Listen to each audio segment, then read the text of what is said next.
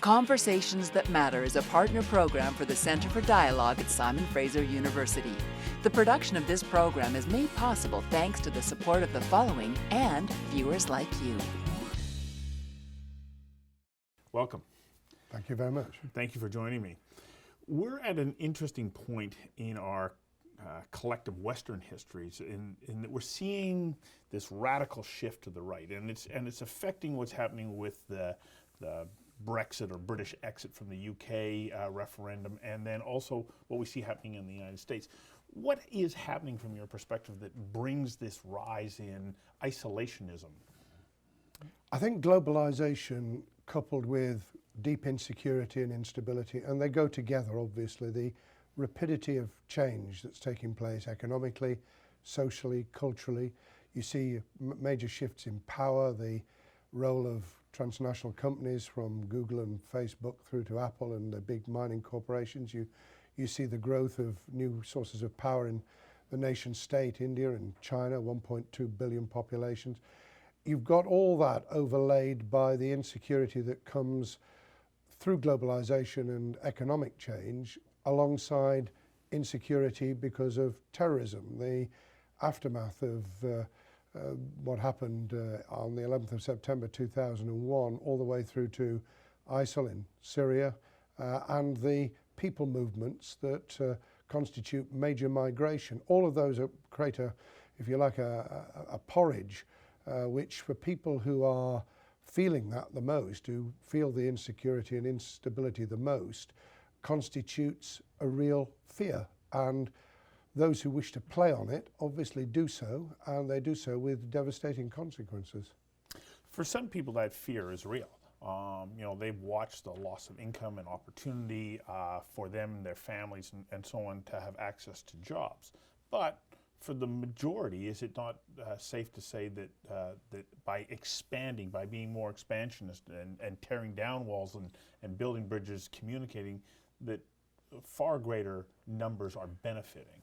Oh, I think there's no doubt whatsoever that logically, globalization, freeing up trade, people being able to exchange both ideas and education and jobs and the opportunities that opens up is a benefit. But for very many people who are feeling the pinch the most, who feel the greatest insecurity and fear of change, of what's happening to their lives, their communities, their neighborhoods, for them this is a threat, not a promise. And for others for whom it might be an opportunity, it still remains uncertain, unknown. And as Donald Rumsfeld once put it, it's the known unknowns that we're familiar with, but it's the unknown knowns that we've got to fear the most. And I think that we've got to do two things. Firstly, we've got to understand that what's happened has led to, if you like, an antagonism to traditional democratic politics, to what is seen as being the establishment, the old ways of doing things. And secondly, the old ways of doing things and the establishment, and I was part of it as a cabinet minister for 8 years in the UK, have not always been as understanding and as empathetic as we might have been to hearing people's cry for help. And when we don't, then that plays into the hands of the populists, the Trumps, the Putins, and in Britain, the former Mayor of London, Boris Johnson. It plays into their hands because they can say, well, we've got a simple solution. We'll wave a magic wand. We'll sort your problem. And of course, they know they won't. They know they can't. They know that the world is a complex, difficult, challenging place and that there aren't simple solutions. But by presenting that there are, as demagogues have all through history, they've been able to rally people, at least temporarily, on their side. Well, you bring up an interesting point, because basically what you're talking about is misinformation campaigns that they put out. They'll take a small fact and blow the significance out of proportion to what it really is. I was watching something the other day that said that those who are proposing that the UK leave the EU go, oh, there's been 50 plus decisions that have been made in Brussels that go against the UK, and they leave it at that without saying, yeah, but there's more than 2,500 that have gone in favor of the UK. Well, yes, and you hear facts that turn out not to be facts at all about regulations on cabbages, or the the length or straightness of bananas that turn out to be absolute rubbish. But once people have got it in their heads, once this has become part of the mythology, it's very hard to unravel it. And of course, what happens is the establishment do play into the hands of their opponents. So there is bureaucracy in the European Commission based in Brussels that we need to tackle. But the more the bureaucrats don't get the message, the more they play into the hands of their opponents. And this is true on immigration. If we don't hear and understand and help people through those changes and their perceived threat, then we play into the hands of those who make unfounded suggestions and unachievable promises. And you see that, for instance, in the presidential run-up in the United States. A terrible incident happens in Orlando, and it's not a rational argument that suddenly takes off. It's again sort of popular, simple solutions. I've been listening to former President Bill Clinton in a presentation that he made shortly after the events of 9/11, and he said, we have to be asking ourselves, what does community mean to us? Do we want community to be a group of people who think alike, look alike, act alike, work alike, dress alike? Or do we want to have a broader community that embraces diversity and invites the world in? And he points out that it's important for us to have these discussions, even when they're really uncomfortable. And at the moment, these discussions are uncomfortable. Do you think that this is a valuable exercise that we're going through, or are you worried about where it might lead to? Well, I wish it were a valuable exercise. I wish the debate in the United Kingdom about the UK's place in Europe and the world over the last few months had been an opportunity for genuine democratic political debate and education, that we could actually have used it as an opportunity to debate how decisions are made, where power lies, who's making those decisions, how do we influence those with that power, how do we collaborate together to exercise in common what we could never manage to do individually as a nation, never mind as an individual and community. And I think Bill Clinton's entirely right that there are multiple types of community of interest, community online, communities that understand that diversity is strength, not weakness. But you have to take people through that. And I think we failed in the UK very badly in the last few months to really engage with those broader arguments. People say, oh, well, you switch people off, their eyes glaze over, and for a blind person, that's an odd expression. It's not lost on you, is it? Yeah, not totally lost. I get the message about eyes glazing over, and you can feel people's reaction, by the way, when you've lost the audience. In those circumstances, you've got to find ways of saying it, not simplistically, but in a manner that speaks the language. I don't see how I don't believe that they're opposites, are they? We can talk in language people understand, but we can treat them as adults and have that wider debate rather than saying, well, or as we have been doing in the UK, you'll lose on your pension, or there's going to be n number of people unemployed. I mean, all these things are true, but they don't take us into that broader debate. I just got to get you to hang on for a second while we take a quick commercial break. We'll be right back. Conversations That Matter is a not-for-profit program made possible thanks to the charitable support of the following and from viewers like you. Please visit conversationsthatmatter.tv and help us to continue to produce this program. Well, this is a centuries-long problem. You go back to Plato, and he said, let's move emotion out of the equation and just deal with the facts. The problem, of course, is that we don't communicate that way, and anybody who wants to get on the fear bandwagon puts in healthy dosages or even enormous amounts of emotion into the message. Well, we saw that in the interwar period. I mean, Hitler came to power on a wave of emotion coupled with exploitation of insecurity. Insecurity economically, insecurity in terms of people not having jobs and fear of the future, fear of difference was exploited to the full. And in a minor way, I'm not comparing anyone with Hitler because we've had some ridiculous examples of that in the UK recently. But in terms of that playing on the subliminal fear and the insecurity. That's what we've got to fear most. I think it's been said by many politicians. They usually claim that it's their original phrase, but the thing we have to fear the most is fear itself. It was probably Roosevelt who said it. Yes, it was, yeah. But it's interesting, I mean, you talk about Hitler. Hitler's rise came during the Great Depression. And if we take a look at the economic circumstances that existed then, right now we're post the financial collapse of 2008. And I was reading an interesting report that said our recovery at this point following 2008 is slower than that of the recovery rate following the Great Depression or during the Great Depression.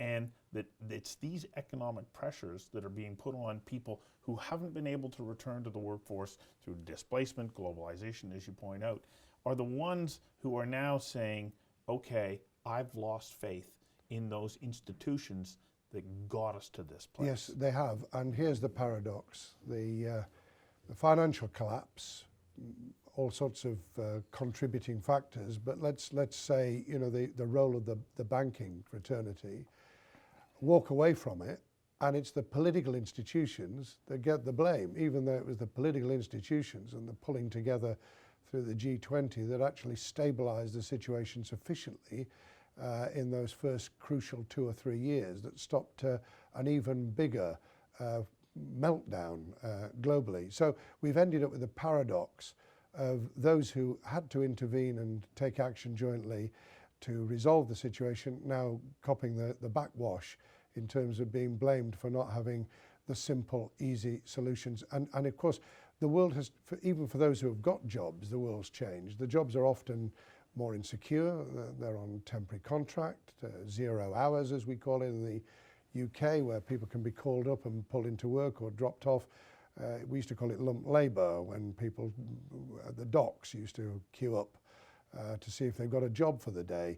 We're not quite back in that, but we are moving in a new era into that kind of environment. And of course, for those who travel a lot, like I do, for those who are in, if you like, in a global community, it's a totally different world to those who are struggling day to day to make ends meet, to pay the rent, to put food on the table.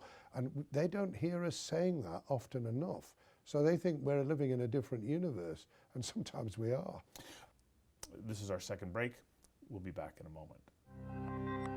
Conversations That Matter is a not-for-profit program made possible thanks to the charitable support of the following and from viewers like you. Please visit conversationsthatmatter.tv and help us to continue to produce this program.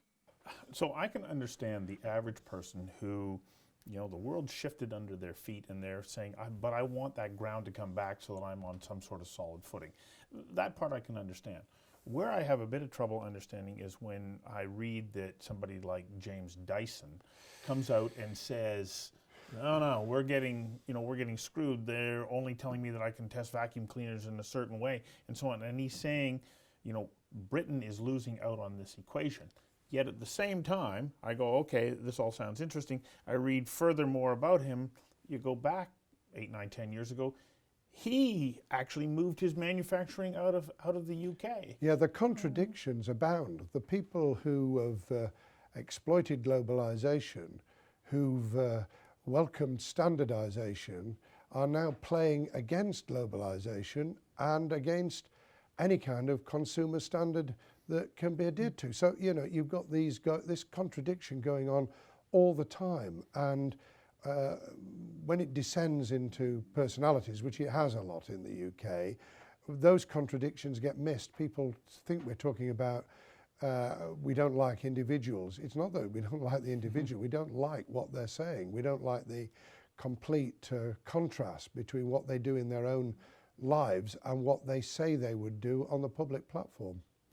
So, what is your fear that if in a week from now the vote goes that to give the government a mandate to say, okay, we're going to negotiate our way out of the EU, what happens then?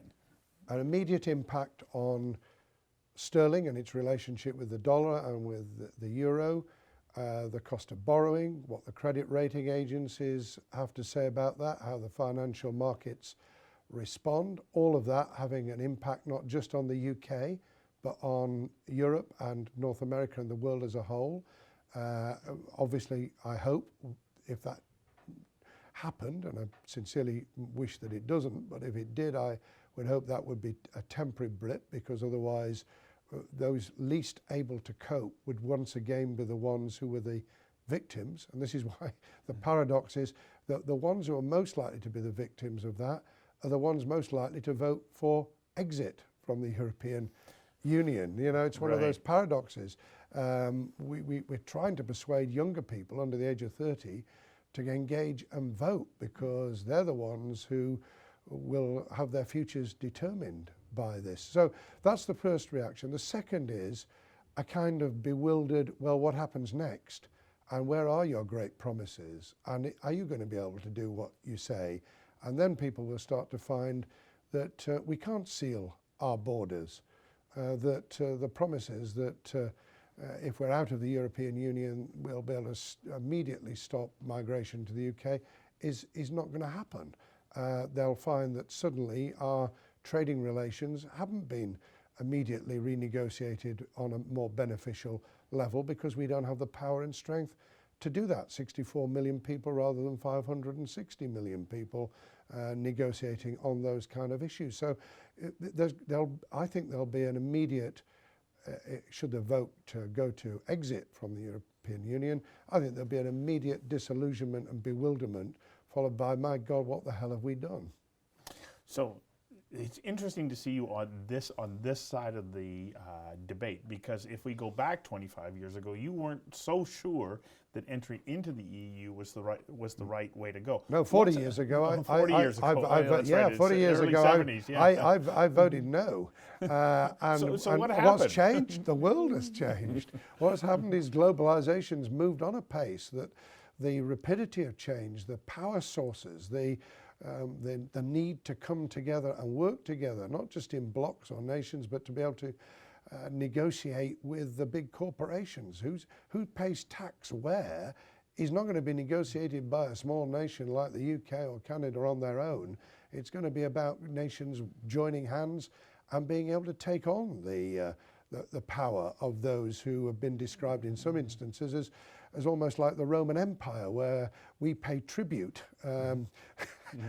almost a tax back to them, and they operate on a global basis. We've got to get to grips with that by joining together. So that's where I'm at in 2016. I'm trying not to live back in 1975. Because we can't go back there, can we? We can't. And the people who promise you can, and nostalgia, and in the UK's case, some sort of wonderful history of empire, it's gone. You know, the world's moved on, and we got to move with it. Well, that is one of the points that people bring up. We are, we are the head of the Commonwealth, the British Commonwealth. Those should be our trading partners. Is that not a better way for us to get our economic channels? The Commonwealth are in the real world. They're trading. People, you are, New Zealand, Australia, trading with the world. We got to trade with the world. We got to be where we are. It means we can have the best, actually.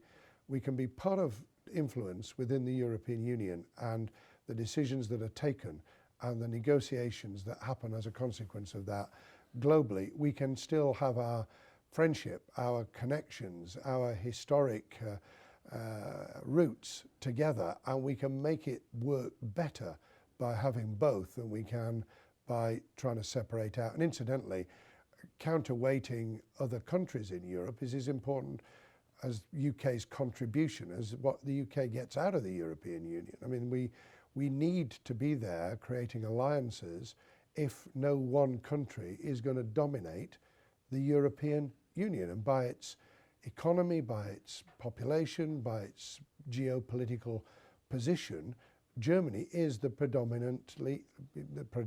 largest, the most effective country. UK has to be part of counterweighting that if the European Union is going to be in balance. This is a fascinating conversation. I wish we didn't have to take a break, but we'll be back right after this. Conversations That Matter is a not-for-profit program made possible thanks to the charitable support of the following and from viewers like you. Please visit conversationsthatmatter.tv and help us to continue to produce this program. So it's my understanding that the forces behind the British exit from the UK parrot much the same rhetoric as Donald Trump, saying we're not very good at negotiating. I don't know that the evidence backs that up, but if you're outside of, what's going to be your ability to negotiate? Well, you can't. You're not at the negotiating table. You are affected by the decisions that others take, of course, and you have to live with that, but you can't be there. You see, people say, oh, the European Union's bureaucratic. Well, in many parts it is. What are we going to do about it? Let's join hands with those who are just as much against overbearing bureaucracy, top-down centralisation as we are. Building those alliances with the other 27 countries, getting a grip of the things we don't like and promoting the things we do want, a Europe that gets a grip and helps protect our climate and our ecology, a Europe that has positive trading relationships with the rest of the world, a Europe that can actually negotiate with the Googles and Facebooks and Apples of this world, like China have negotiated with Apple completely differently to Apple's negotiations, even with the US, is a fascinating example. I think it's a political education lesson. It's going to be very interesting to see how it plays out. How close do you think this vote is going to be? I think it's going to be incredibly close. I mean, 3 months ago, I thought it would be 54-46. I'm now worried that it could be 53-47 or even 52-48. It could be in favor of staying? In favor of staying. It's almost like you had with Quebec on the last occasion of the referendum. My hope is that the undecided voters, as they're declaring themselves to the pollsters at the moment, will come down in favor of the devil you know rather than the devil you don't know, and they'll vote to stay in. But I think there's everything to play for, and I think we are on the edge, a cliff edge. And it is a harbinger of where we may or may not be going in this dramatic swing to ultra-conservatism. I think it matters in terms of the reactionaries in the world being predominant, or whether rationality, and with all its faults, democratic politics working its way through those challenges, offering solutions but not magical solutions, is what we're looking for. And I think my big regret is that over the last few months we've not engaged sufficiently with that process of explaining to people. History will tell us how it works out. Thank you very much. Appreciate you taking the time. Thank you very much indeed. Good to see you, Stuart. Yes, Thanks for having me.